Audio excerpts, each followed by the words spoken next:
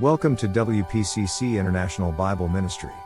This reading of Psalm 103 is taken from the New International Version of the Holy Bible. Faith comes by hearing and hearing by the Word of God. We pray you will be blessed by hearing God's Word. Of David.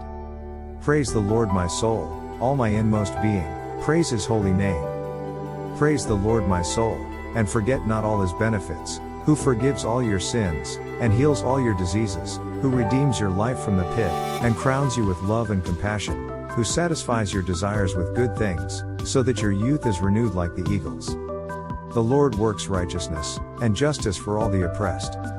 He made known His ways to Moses, His deeds to the people of Israel. The Lord is compassionate, and gracious, slow to anger, abounding in love. He will not always accuse, nor will He harbor His anger forever. He does not treat us as our sins deserve, or repay us according to our iniquities. For as high as the heavens are above the earth, so great is His love for those who fear Him. As far as the east is from the west, so far has He removed our transgressions from us. As a father has compassion on his children, so the Lord has compassion on those who fear Him. For He knows how we are formed, He remembers that we are dust.